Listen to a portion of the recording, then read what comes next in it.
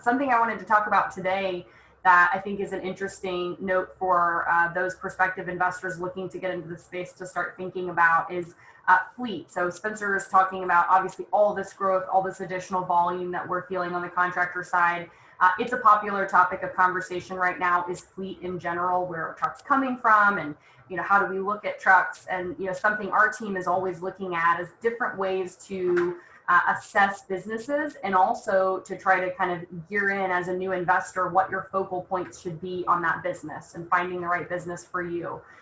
So something that we talk about a lot in pricing strategy is looking at a multiple of EBITDA earnings, so earnings before interest, taxes, and depreciation and amortization, or as a percentage of total revenue, gross revenue for the business. Those are two of the common things that we see. So we started paying some attention also to how fleet value factors into that, as this demand for fleet is increasing in our current state in the industry right now.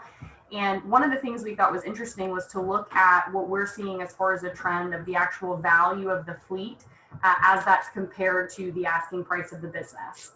And what was interesting is in looking at that, it was actually pretty consistent across the industry. We see a fleet valuation generally average somewhere between 25 and 35% of the purchase price of the business. So it's something to keep in mind as you see businesses where that's on the lower end. That's essentially placing higher value on the territory itself. We also saw some correlation with that to higher end, very dense, desirable areas where people are moving, people are kind of anticipating growth there. Versus on the flip side, when you see businesses, and we have some listed where they're climbing towards 60, 65, even 70% of that asking price is in truck valuation.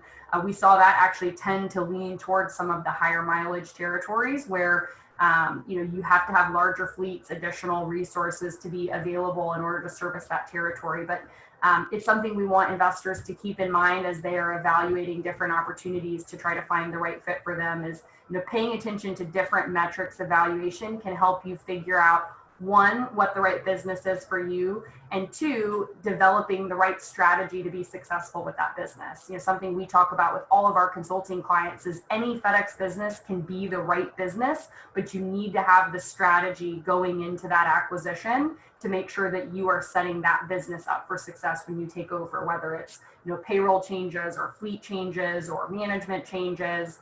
There's a lot of different approaches, but that's something we want all of our clients and customers to keep in mind as they're trying to find the right fit business.